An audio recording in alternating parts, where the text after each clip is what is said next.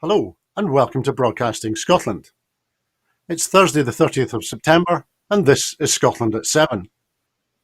I'm Andrew Wilson and today I'm hosting the programme from Edinburgh while our studios in Cowcaddens are upgraded. First we will have a look at today's coronavirus update, then I will introduce our guest for this evening, and then we will look at the stories behind today's news headlines together. As of 2 p.m. today, since the start of the pandemic, a total of 3,182,674 people in Scotland have been tested through the NHS Scotland labs and UK government regional testing centres.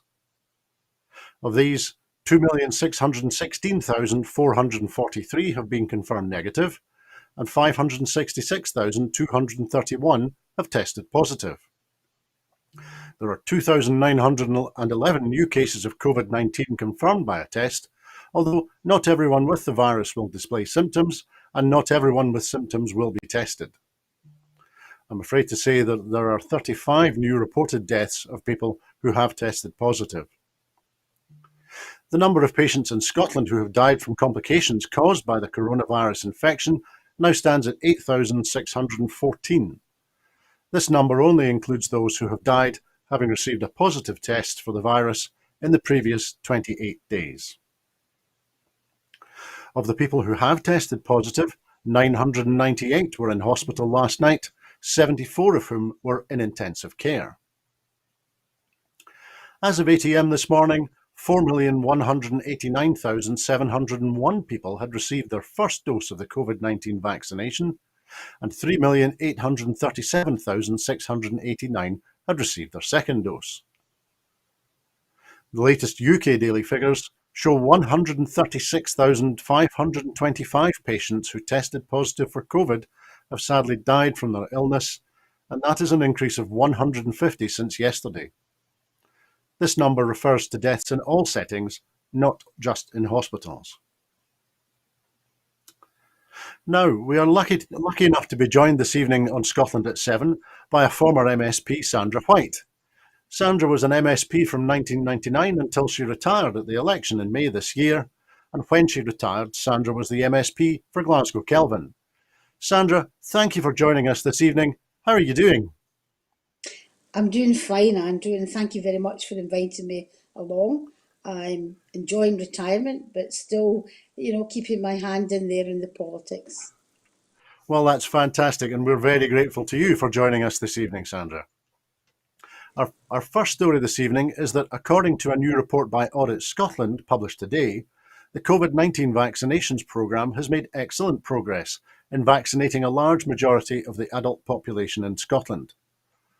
By the 17th of September, more than 90% of people aged 18 or over had received at least one COVID vaccine, levels of vaccine wastage have been low, and the programme has helped reduce the number of people getting severely ill and dying. The report found that the uptake has been lower amongst young people, those in the most deprived areas, and those from some ethnic minority backgrounds. The vaccine rollout has also relied on a temporary staff drawn from across the NHS, and although this was an expensive model, the Scottish Government recognises that it needs a longer-term solution. NHS boards and health and social care partnerships currently expect vaccine delivery costs to be around £223 million in 2021-22. But the final cost for this year will depend on clinical advice issued by the Joint Committee on Vaccination and Immunisation, so it could differ substantially from the current estimates.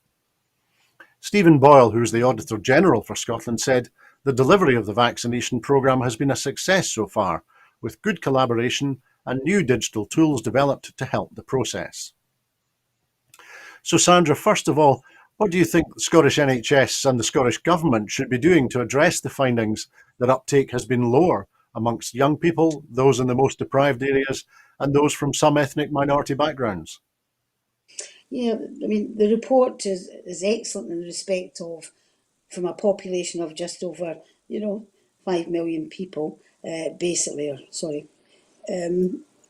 I think the uptake has been really wonderful, but as you pointed out and Audit Scotland pointed out, the fact of the matter is that, younger people and people from ethnic minorities, and obviously, as you say, from the deprived areas, haven't quite taken up that uptake. So obviously there's work there for us to do. And while I say that, I must say the NHS, the workers have been absolutely fantastic. And I know from personal experience just how fantastic they actually have been. My sympathy goes out to anyone who's had COVID and obviously has lost a loved one and lost their lives there as well. I think what the Scottish Government is doing in regards to getting into communities is the right way to go. I know lots of organisations and obviously churches and various faith groups have opened up their areas for people to go and get the vaccine and get tested as well. So that's a step in the right direction. I think we just need to get it over to the younger people and others that we have mentioned, is the fact that the vaccine is the best way to prevent you from either getting COVID or being very seriously ill. And I think that's what comes out of the Audit Scotland report. You mentioned, Andrew, about costs, but what is the cost of a life in regards to monetary terms? You can't look at it in that respect. It's got to be the fact that these are people who are human beings who really need to think about the fact that whilst they feel maybe that they don't need the vaccine, they can pass it on to elderly people or other folk as well. So I think the Scottish Government is on the right track. The monetary terms I think we should just overlook completely, because lives are more important than money. But I think we're doing it in the proper way, but possibly more of an advertising campaign in regards to the fact that we need you to come along, because we have put clinics in various areas very, very close to local communities. It is there. So we just need people to go there. So the message is that I would certainly give is, please go along to your local church or community centre, mosque, whatever it may be. It's there for you, and you can not save your life, but save others' lives as well. So really, I think it's mostly getting into communities, which is the most important thing. And I meant 50 million people, sorry. No, that's absolutely fine, Sandra. You make a good point. The By my very rough maths, the amount being spent this year is something like £35 per person, which, in the context of multiple vaccinations and a public health programme, doesn't sound very much to me. So I completely agree with you about the costs. I'm aware now that we're moving into flu vaccinations as well at the same time. Flu vaccinations for our more senior citizens at the same time as we're trying to encourage younger people to get their first and second jags for COVID. I wonder if we're going to see, if there's a risk of us seeing mixed priorities. Because on the one hand, we've got young people who've either haven't been jagged at all or have only had one, and we're now into a place where we're prioritising flu vaccinations and a third vaccination for more senior citizens. Do you think that the hard worked people in the NHS have got enough bandwidth to run these two campaigns at the same time? I think it is a worry, actually. I'll be perfectly honest with you, Andrew. It is a worry. You consider, the previous situation where we had people from certain ages getting, the vaccination first, and we had a bit of a mix-up, particularly in Glasgow, but obviously throughout Scotland it wasn't quite the same. So I think it'll be a really hard task to do that. And I don't just mean from the NHS point of view. I also mean from people's point of view. If you go out and you speak to people, they've had two jags, they've had the flu vaccination, they're due another one. I hate to say this, but a number of them are thinking, well, I've had the two jags, do I need another one? I'm going for the flu jag, will it affect me in certain ways? I think we really need a real good, transparent advertising campaign to encourage people at the fact that, yeah, you do need, to take the uptake of the flu jag, and you also need to get your booster or the third jag for COVID-19. I think that's something that people haven't really, or maybe the health service or whatever, the Scottish Government, haven't touched on exactly. But certainly speaking to people, some people think because they've had that, they just need the flu jag. So that's another issue I think that we should be looking at. But we do need a massive advertising campaign for people to pick up on that fact that they need to go and get the third jag and also the flu jag and the other folk we were talking about, to go along to the local communities. It's there for you. Go and get it. NHS, I think we should be saying you've done a fantastic job. There's another huge challenge coming on to you, and we need to support them all the way. Thanks, Sandra. Our next story is also in the context of COVID, and that is that with timing to steal Douglas Ross's thunder at First Minister's questions today, a petition requesting an interim order to halt the vaccine passport scheme was refused by Lord Burns in the Court of Session. The petition by the Nighttime Industries Association in Scotland had claimed ministers were acting unlawfully and irrationally by introducing vaccine passports, which apply to nightclubs and large events. However, Lord Burns found that the nightclub owners had not been able to demonstrate that the scheme was disproportionate, irrational or unreasonable, nor that it restricts human rights. The Scottish Government vaccination passport scheme will come in at 5 a.m. tomorrow, Friday, October the 1st, and patrons will have to show proof that they have had two doses of coronavirus vaccine to access nightclubs and large-scale events. There will be a 2-week grace period to allow venues to become proficient in the operation of the scheme before enforcement measures come into force. So, Sandra, firstly, thinking of the operation of this vaccine passport scheme, and actually it was a question I was going to ask you in the context of the previous question as well, the Auditor General spoke about the use of digital tools in the context of COVID response, and of course, in terms of the vaccine passport, another new Scottish Government application on your phone is intended to be your vaccine passport if you don't have the printed out paper version of your vaccine certificate. So, speaking from your experience or the experience of your friends, do these digital tools work for you and your friends? And is the Scottish Government doing enough to make sure that they work?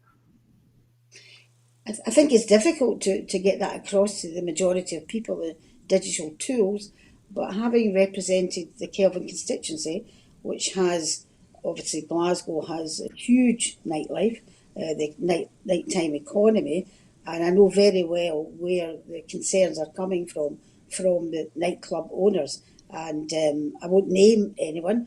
I'm sure if they're listening, they'll know who I'm talking about. Basically, I think, in the respect of passports, it's not just Scotland that's doing it, obviously. Wales have already said as well. So I think the fact that they took it to court was unfortunate. I know they had, talks with the Scottish Government. Perhaps they could have went on a wee bit longer or they'd spoken even more. But when you come to the situation where you're going to a nightclub, you've got 500, 600, maybe more people there, there's no ventilation. I think you've got to be realistic in the fact that you do need to have these passports. And let's, look at the whole situation of it. It's not as if it's going to be there forever. It's going to be reviewed constantly by the Parliament, not just the Scottish Government, but by the Parliament as well. So I think the argument for it hasn't been made in regards to not having them, and I think the argument has been made to have them. But one cautionary, issue I would raise is there are some pubs, obviously we're now able to open to 3, 4 o'clock in the morning. Some of these pubs have live music.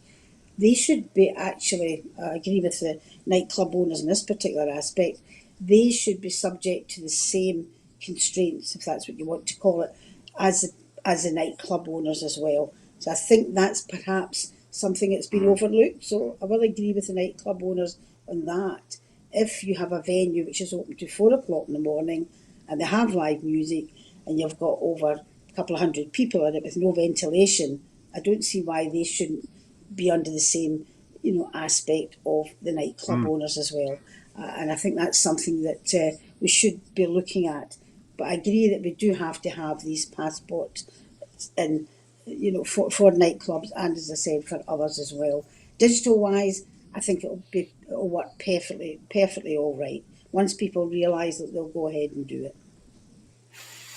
Thanks, Sandra. I was asking the question really because before we came on this evening, I went to try and I was aware that the the online version of the vaccine passport had been released, and went to try and register. And I use my phone quite a lot. And I gave up after 20 minutes. I'll need to go back to it. Obviously, it's the first day. But No, thinking about I certainly heard people have spoke to me about that who have wanted to access it, Andrew, and haven't been able to. So that's something that definitely needs to be looked at as well. Of course, of course. Now, thinking here about the politics a little bit, is it, and I'll not call them an obscure trade body, but is it the case now that sectoral trade bodies like the Nighttime Industries Association are now the last bastion, the last redoubt, inhabited by Douglas Ross and the Tories? I think some of the friends that I've got who run the nighttime economy and the nightclubs wouldn't like to think that they were, associated in certain terms with Douglas Ross and the Tories. I know that for a fact. And I think it's just political posturing by the Tories, anything at all. As I said before, Wales is doing it as well, and it's a Labour government in Wales. And Westminster for the Tories. It's just political posturing and trying to score points. But the vast majority of people want this virus to obviously go away, but they're pretty sure that they're going to go by the rules to ensure that they actually are safe. So if you ask members of the public, they're wanting it to be safe. So people have got to obey the rules.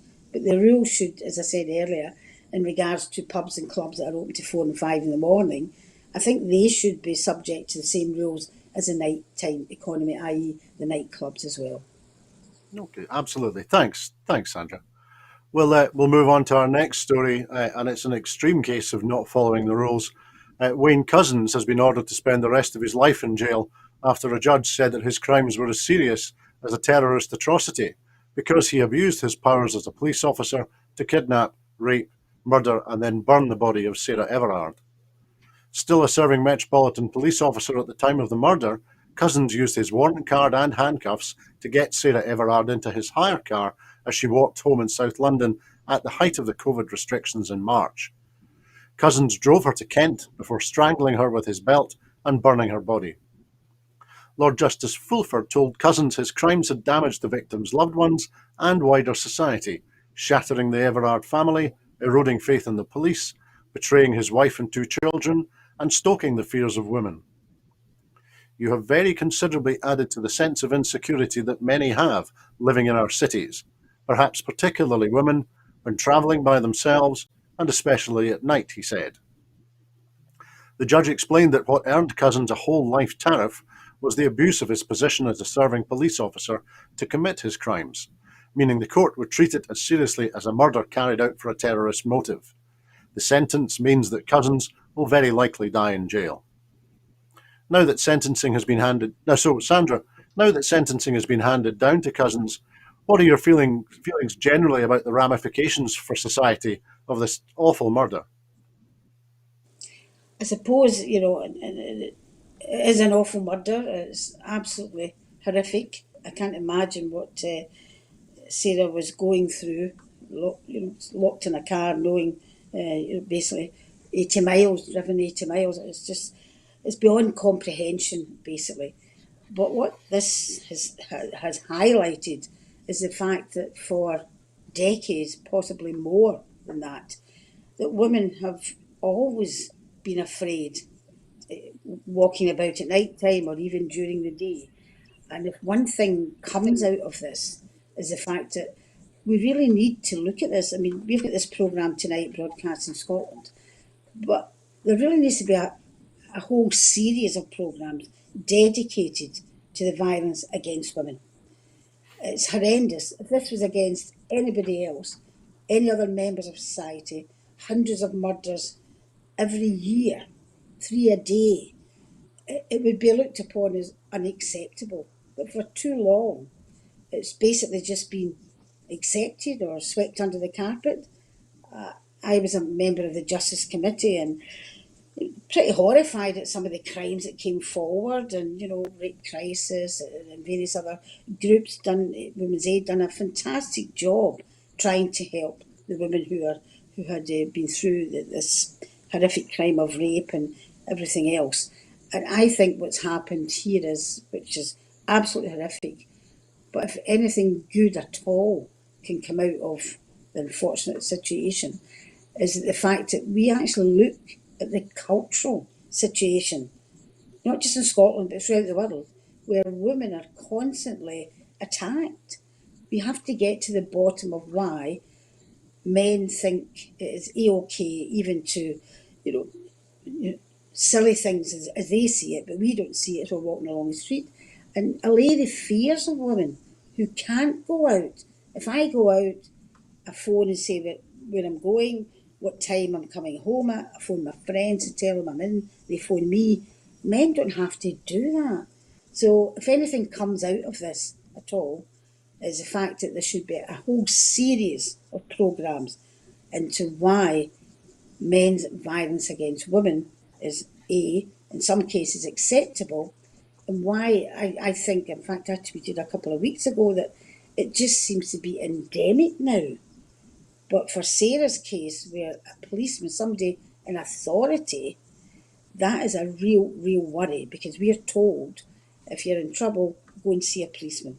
Now, obviously, you're not going to say every policeman's the same, but it does put that fear into women's minds that maybe I shouldn't go and speak to a policeman. Who do I speak to? So I think there should be a whole programme, and I'm saying to yourselves, if you want, there should be a whole programme about why this particular cultural situation is allowed to go on. And one thing I always raised when I was on the Justice Committee and otherwise as well is, why do you call a violent act, just because it happens to be in a house between a partner or a husband and wife, domestic violence? As far as I'm concerned, it's violence. It's not domestic, it's violence. And that still is there. It's still there throughout the courts as well. And I think, judges and sheriffs, they need to be looked at too. The police, do a good job. They bring things to court, etc. But then sentences are passed out if and when they are. I often wonder if these people, judges and whatever, live in the real world. They don't seem to, comprehend just how much it affects women, not just women, but their families. You worry about your daughter, all of that stuff. So I think it's going to have huge consequences in the confidence women have in the police. But to look at it properly, we need to find out why men think it's appropriate to act the way they do with women, and sometimes culminating in serious assaults and people being murdered, women being murdered. Absolutely, Sandra. Thank you. A couple of wee things. Certainly, I'm absolutely sure that we're going to return to this topic and the broader aspects of the topics that you spoke about there. I'm absolutely confident that we are going to return to those and spend more time looking at them. We've touched on them a couple of times this week, but there's a great deal to talk about, and there's obviously a great deal of work to be done. One couple of things. I think she was taking 18 miles to Ashford in Kent. Unfortunately, before Miss Everard was murdered. And I think the death rate for women in Scotland, the murder rate for women in Scotland at the moment, I think a Scottish woman is murdered, one woman every 3 weeks in Scotland at the moment. Now, that's still far too high, but it's not as significant as it is in England, as you say, where it's one woman every 3 days. But your points are absolutely right, and I'm confident we're going to return to this topic and look at it at length and in detail as soon as we possibly can. However, we need to move on to the next story now, I'm afraid, and that is that the UK government today heralded its plan for jobs as the furlough scheme comes to an end, leaving uncertainty over the future for Scottish workers who are still unable to return to full employment. The Scottish Greens described the ending of the scheme as a reckless move that will plunge people into poverty and worsen the cost of living crisis.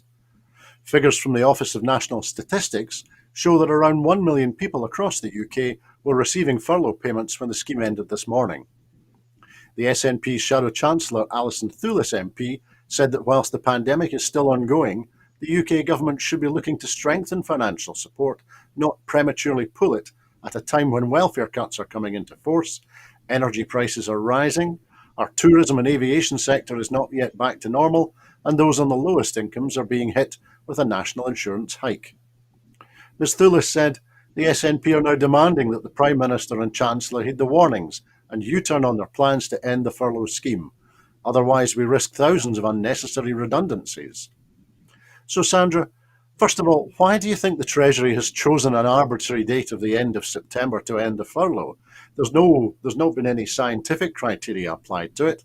And as Alison Thulis said, there are many, many sectors that have not recovered, of which tourism and aviation are only two. Mm-hmm. I really don't.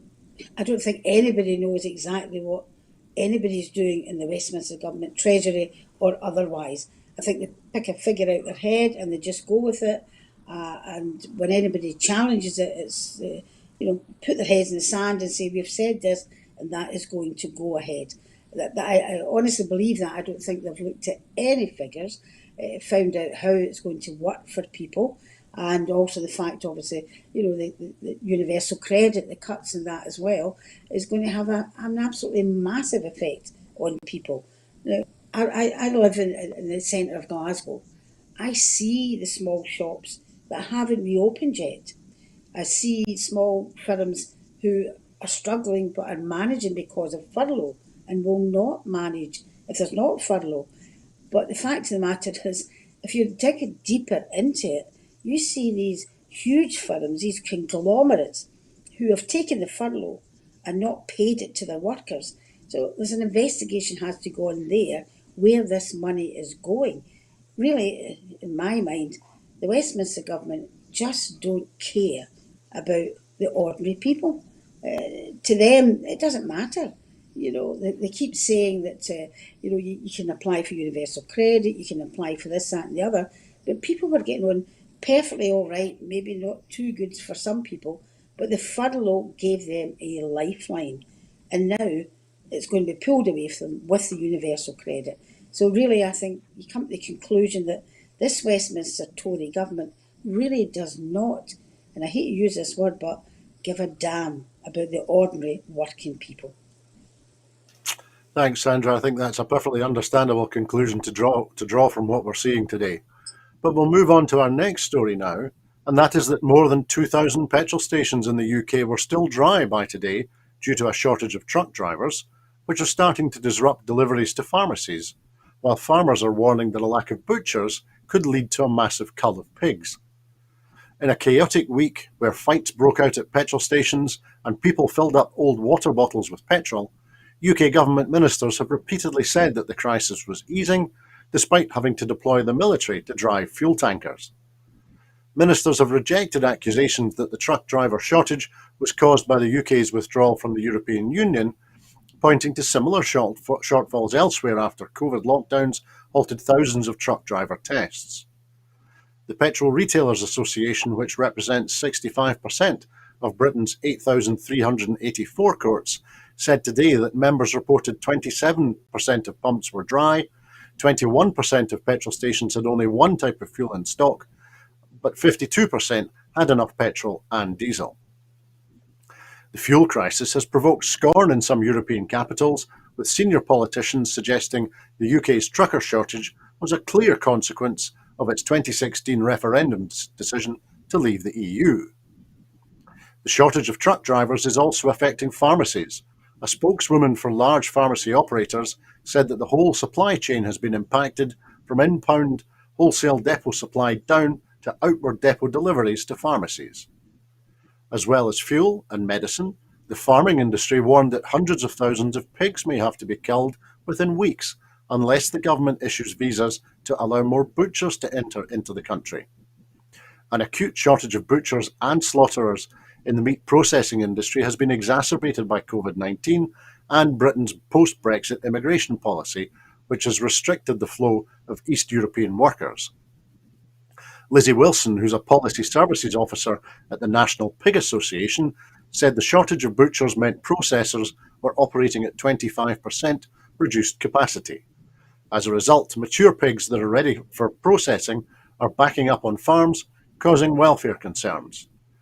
So firstly, Sandra, have you experienced any of these issues in the supply chain, be it fuel or pharmacy or supply of food? Yeah, I've certainly seen it. I mean, I shop locally, so I don't go to the big supermarkets, although lots of people do, and they have reported the fact that some of the shelves have actually been empty. But what I have saw is paracetamol. It's very difficult to get paracetamol. Would you believe something that you took for granted? Very difficult to get paracetamol. Other areas I've noticed is the prices have went up. And I know it's been talked about in various ways, but you're talking 10, 15%, and essential items, bread, milk, that type of thing that people, buy every day. I've noticed that certainly going up. And also, I've noticed that just the other day there, I couldn't get a newspaper, and there was no bread and no milk in my local shop because the delivery was late. So this certainly is happening, and it's happening in the smaller shops as well as obviously the larger supermarkets. And there's only one word for this, and that is Brexit. And as I said previously about the Tory government, putting their head in the sand, that is exactly what they're doing. They have created this. You could probably call it George Orwell's 1944, or you could 84, sorry, or you could call it Animal Farm if you want to go down that road, because it is an absolute disaster what's happening. And we as ordinary folk, people out there, we're having to pay the price of that, and I don't just mean monetary terms, but the absolute worry which is being perpetuated with these shortfalls, and it's all down to Brexit. Other people, Absolutely. in Europe, they don't see the same shortcomings. Yep, we've got the lorry drivers, but who would want to come over here for 3 months and told to go back home on Christmas Eve? Hmm. It's not laughable. It's really quite worrying. Absolutely. Thanks, Sandra. Our next story is also Brexit related, and that's that the UK government's sellout of Scottish fisheries has been laid bare by industry experts, who predict that the UK industry will make an eye-watering loss of £300 million by 2026 as a result of the UK government's disastrous Brexit deal. This is despite Boris Johnson promising Scotland's fishermen that they would benefit from Brexit to the tune of £148 million by 2026. Gary Taylor, a former DEFRA official and fisheries negotiator, has estimated that fishing firms are facing losses of £64 million a year. These grave predictions have prompted the National Federation of Fishermen's Organisations to request that the UK Tory government urgently publish an analysis of the cost of their disastrous Brexit. CEO of the National Federation of Fishermen's Organisation, Barry Dees, has said that there are very few winners and a great many losers in the fishing industry as a result of Brexit. Commenting, the SNP MSP for Banffshire and Buchan Coast, Karen Adams, said, "This expert analysis shows that Scotland's fishing industry is staring down the barrel of millions of pounds of losses due to the rank rotten deal the UK government negotiated. Our fishing sector is world-renowned, but it is under serious threat from Boris Johnson and the Tories, who have sold it out in order to deliver their Brexit obsession."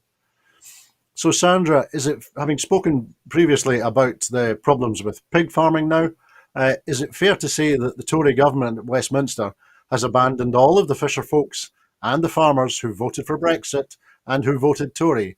So, what do you think the political outcome will be of this? Well, I mean, I think you're absolutely right.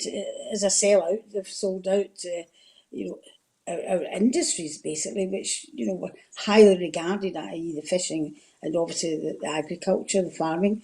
They've absolutely just thrown it to the wall, and I would hope that the people who voted Tory, who are in this particular industry, would look with fresh eyes and see that basically they were sold a pup. They were told lies, as we all were told lies. And Jings, you remember when the Brexit, we were told we'd still be in the EU, still freedom of movement, etc., single market, all lies. And how they can get away with it without being pulled up about it is beyond me, and how anybody can support them. This is a huge issue for Scotland, simply because we're world renowned for our agriculture and for our fisheries. And it's sad. It was preventable, and I would just hope that these people who voted Tory in these particular industries would take a good look at what is happening. I'm sure they are, actually. I'm sure they are. The only way that we can possibly come out of this is through independence and negotiate for ourselves, for our own country, and not through the Westminster UK. Because what's happening just now, and I watched the Labour Party conference, Keir Starmer is not going to win a election. The Tories will be back in again for another 5 years, and we cannot afford them to be in for another 6 months, never mind 5 years. So I would hope that people would get that message. People make mistakes, obviously, and they think they're doing their best, but they have to look at what's been offered, and what's been offered is annihilation of our industries. Absolutely. Thanks, Sandra.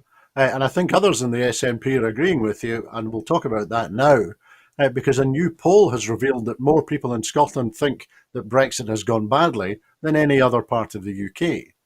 As the Brexit crisis grows, polling by YouGov, conducted on the 29th of September, has revealed around three quarters, 72%, of Scots think that Brexit has gone badly since the transition period ended on the 31st of December 2020, compared with just 1 in 10, 12%, who think that it has gone well. Across the UK, around 6 in 10 think Brexit has gone badly, compared to 2 in 10 who think it has gone well.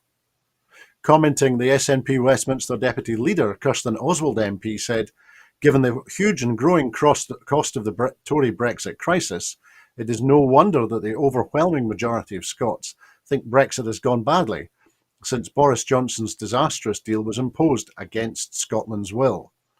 Ms Oswald added, "Independence is the only way to keep Scotland safe from the long-term damage of Brexit, which has already cost Scotland billions of pounds, and is projected to cost our economy £9 billion by 2030, compared to EU membership. That's the equivalent of £1,600 for every person in Scotland." So, firstly, Sandra, you were talking about watching the Labour Party conference this week, and I think Keir Starmer felt he'd come up with a great slogan about making Brexit work. Now, if 72% of Scots polled think that Brexit's gone badly, that might imply that they think the chances of making Brexit work are quite slim. Do you think that, as you say, the messaging that Keir Starmer is giving round about Brexit is going to cut any ice in Scotland? No, I do not. I honestly don't. I think he's portraying, a modern day Tony Blair, if you want to call it that, and that was the demise of the Labour Party, basically, because the big thing, and we saw it in the last elections as well, the Labour Party is not interested in, the socialism which they were built on, basically. They're interested, and they know this, they need to get Middle England to vote for them. So to get Middle England to vote for them, they will carry the Tory party coat, and that is what they're turning into a blue Tory party, or a red one, but I say blue because that's what they are. And that is what they're interested in, and that's the message we've got to get across to people. And I think we actually have the figures that you showed about Brexit, being, a disaster, the amount of people in Scotland that say that. And I think a lot of people in the various areas in England who voted to turn from Labour to Tory are starting to realise now that it's Middle England that is running that, and the only way we can get out of that is to have our independence. And I mean, I would love to see, England having a parliament of its own, because they seem to think Westminster is, but obviously it's supposed to be the UK. But I would like to see them being able, maybe federalism or something, because they've been done badly as well by this Tory government, and there's nowhere for them to go, because Labour is the Tories in another coat, another disguise. So it won't Yep. sell well in Scotland, and it certainly, I think, won't sell well down in the north of England either. Labour are finished in Scotland. They know it. And when they come out and say that, they won't support Scottish independence, and the terrible thing about the blood transfusion they said, about you ask Hmm. whether it's going, Hmm. to English people first, that's racist, absolute racist. And you can only surmise from that that either the guy who's supposed to be clever is not as clever as he seems, or they just don't care about Scotland. All they want is the votes, which for years and years they wanted it as voting fodder. Doesn't matter how many people in Scotland, 100% people in Scotland vote Labour. It doesn't matter because they will never ever get in without the English votes, and they're chasing Middle England and turning into another Tory party. Absolutely. Thanks, Sandra. And one other little question in this context. We know, well, from this polling, 1 in 10 Scots think that Brexit's gone well, whereas double that number in England think it's gone well. Now, the press in Germany now refer to this island as the kingdom of empty shelves. So how much more empty are the shelves going to have to become before the penny starts to drop with this extra 10% in England, a 10% that the Italian press calls the Tory Brexiteers?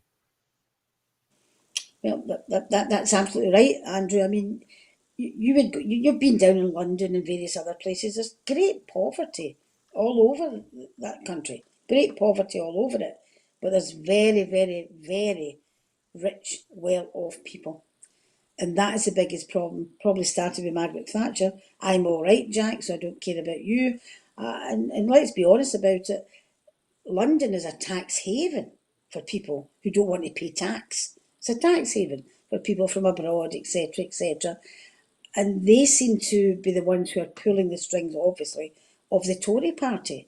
And until that message gets through to, obviously, the people 1% here in Scotland, who are probably in the same mindset that they don't need to worry about anybody, they've got plenty of monies, or there's some other thing, some other issue which continues to make them support the union, as you might call it. I don't know how you break through that barrier, because there's been so much in the media which is telling the truth. And then you've Boris Johnson shambolic, on the TV telling out and out lies and never gets challenged on it. And that's a worry for me, a worry for a lot of people. The way that the media, and they run the media, that doesn't bear Yeah, well for the future. So we've got to get out as quickly as we can for independence. absolutely. Thank you, Sandra. We'll move on now. And the upcoming top COP26 UN Climate Summit in Glasgow in November must produce a new level of transparency and accountability, the US climate envoy John Kerry said during a debate at the Youth for Climate conference in Milan today. Mr. Kerry added that more needed to happen to address the climate crisis, but that was difficult against the powerful interests that want business as usual. Thousands of youth activists have converged in Milan this week to hammer out proposals to tackle global warming that will be vetted by climate and energy ministers over the coming days before being sent to the Glasgow conference next month. So, Sandra, first of all, do you think there was the Youth for Climate conference in Milan today, but do you think our young people are actually going to get a voice at COP26? Well, certainly Scottish Government's given them a voice, which is great. I heard Boris Johnson on the radio today mumbling along in conference with the younger people, telling them that this is what they're going to do. But you don't believe anything he says, basically. I think they will. If they're not given a voice, they'll make sure they have a voice. It's as simple as that. But one thing, and I might be slightly off piste in this particular one, is we're talking about climate change, but we're going to have all these planes, from all over the world, polluting the atmosphere, coming into Glasgow. Could be anywhere else, but it's coming into Glasgow. You're going to have all these pollutants. I just say to myself, it's called, climate change conference, the most important one we'll ever have. And yet we've got all these polluting, planes and automobiles, etc. That's the name of a song and a film, isn't it? You've got all of them coming along. I question why. We've had to work, we're doing it just now on Zoom. I question why, when you're doing a climate change and you've got these people from all over the world polluting the area. That's one of the questions I have asked, and others have too, but that's by the by. But the young people, and I'm thankful for them, will make sure their voices are heard. whether they're listened to, it's transparent, they'll make sure their voices are heard, and I'll thank them for it. Thanks, Sandra. That was going to be my second question to you, actually. John Kerry said that it was difficult for young people's voices to be heard against the powerful interests that want business as usual. And I think the appearance of the word business in that sentence is deliberate, to be honest. So do you think we've spoken about whether young people will get a voice?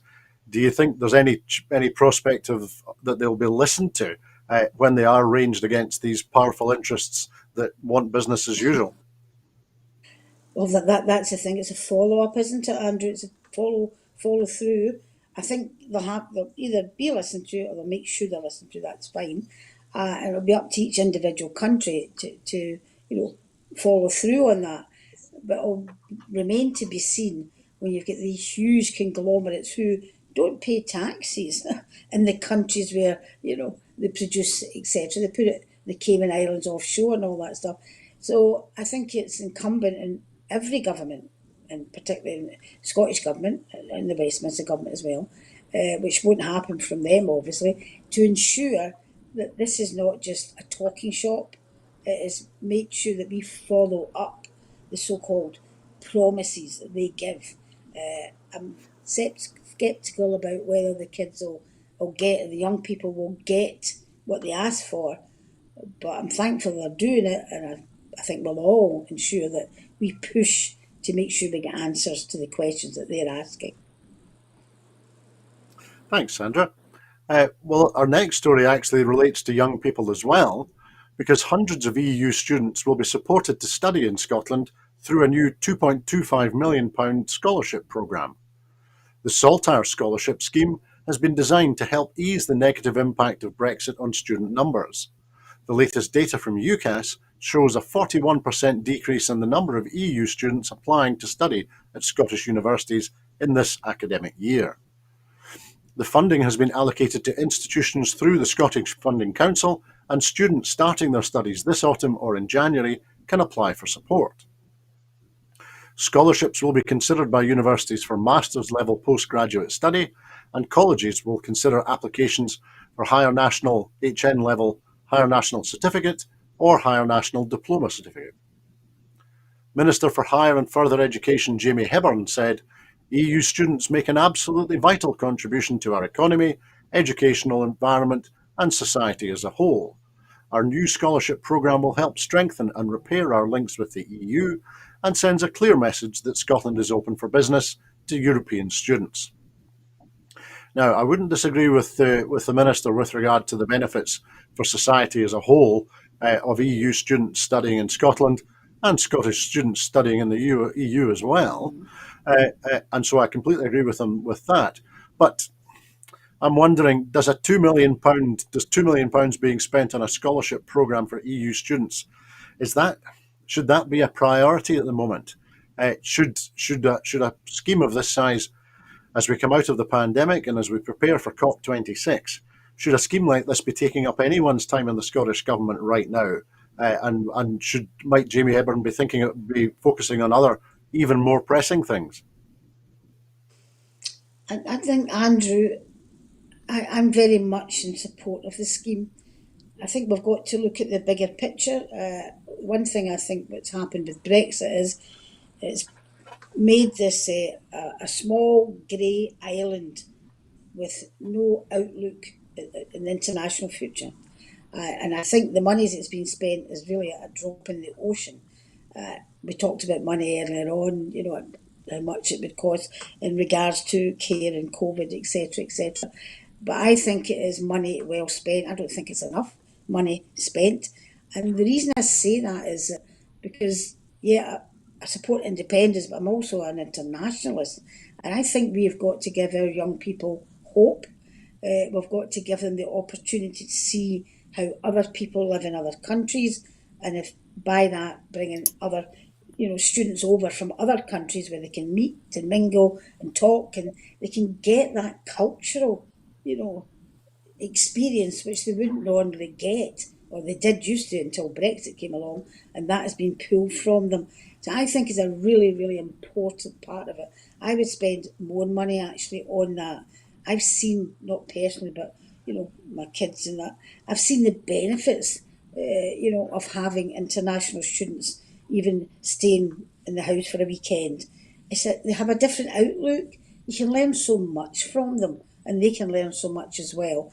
I think it's a really, really good, to have that. And if we pulled it to look at COVID, etc., or whatever's happening, we become once again insular. We've got to be outlooking into, other areas internationally. I think it's good. And, I disagree with you on that particular point, but we're allowed to disagree in that respect. But I think we can't afford to pull the plug in anything that gives our kids the opportunity to be international and meet people from other countries, because that's the future, for an independent Scotland. And to, basically stop it just now, and say, well, we've got more important things to do, I think, do we get it back again? That's my big worry. I absolutely support it. Absolutely, Sandra. If this is one tiny glimmer of light in the Brexit darkness, especially for young people, then it's got to be a good thing. Well Our put. next story Our next story is that legislation has come into effect today which will enable animals taken into possession to protect their welfare to be rehomed far more efficiently. Before today, animals seized on welfare grounds that were not signed over by the owner to the Scottish SPCA would have to temporarily reside at a rescue centre until any legal proceedings had concluded. Changes to the legislation mean that animals seized due to welfare concerns can now be rehomed after a minimum of just 3 weeks without a court order, reducing the time spent in an interim home before finding a new family. Commenting on the changes, Rural Affairs Secretary Mary Gudgeon said, "We take animal welfare extremely seriously and are determined to have the highest possible standards for all animals in Scotland." So, Sandra, I'm certainly struck that where I stay, just about every house in the street has acquired a puppy over the course of the pandemic, and I think there is certainly concern that perhaps as high as 40% of the puppies that have been bought across Scotland will be given away by the families who find that they're too much of a commitment and they're too difficult. So, do you think that this change in the legislation today is a useful response to one of the unexpected outcomes of the pandemic and the COVID crisis? I think it is. I think it's a humane response, Andrew. People have, picked up animals, bought them, whatever it may be, at great cost as well. And then once, they realise that how much time they take up and they've got to go back to work and they can't give them that time, some of them are just abandoning them completely or giving them to people, etc. So yeah, I think you're judged on how you treat animals as well as you treat people. So if we're judging on the fact that we're looking at this particular aspect of it, I think it bears well for us. Sorry the pun about bear, but I think it bears well for society if they can look at animals in that respect, because they're very trusting. They rely on you, and people, for whatever reason, because of obviously the lockdown, have got them, and now they can't cope. Some people, and some people just don't want them anymore. So yeah, it's a good piece of legislation. Thanks, Sandra. And finally, Westminster's man in Scotland, Alistair Union Jack, is said to be very keen on hunting, shooting, and fishing on his 1,200-acre estate near Lockerbie. And do you think are he and his like just going to laugh into their large drams about this legislation before reloading their shotguns or casting their rods into Scotland's rivers? A sad loss to the Scottish Parliament was Andy Whiteman, because Andy might not have been everybody's cup of tea, but he certainly was out there and about land ownership and that type of thing. Maybe I'm off the piece a wee bit there. He was on about land ownership, which I think we'll have to look at again in the Scottish Parliament. It should not be, you know, people should not be able to own that amount of land and lairds, etc., etc. And as you're talking about, Mr. Jack, they probably just don't care. Like all of the Tories, they just don't care. Not matter to them at all. Absolutely. Thank you, Sandra. And that was our final news item this evening. In making these programmes, Broadcasting Scotland relies on the support of viewers and others who value our distinctive approach to news, current affairs and culture. If you would like to support us, and we would like you to support us, then please consider subscribing or donating to Broadcasting Scotland. You will find the link to do that on the screen now. There are other ways in which you can contribute to our work. If you would like to volunteer to work with Broadcasting Scotland, either behind the scenes or in front of the cameras, or in any other way that helps our work and promotes the station, then please visit our website at www.broadcastingscotland.scot and send us a message there. Meantime, we will be here at 7 o'clock tomorrow evening for the next edition of Scotland at 7, so please tune in and join us then. Thanks to you for joining us on Broadcasting Scotland this evening, and a very, very big thank you indeed to Sandra White for joining us this evening from Glasgow. Thank you, Andrew. So that's the way it is at very nearly Scotland at 8. I hope that you have a very peaceful evening.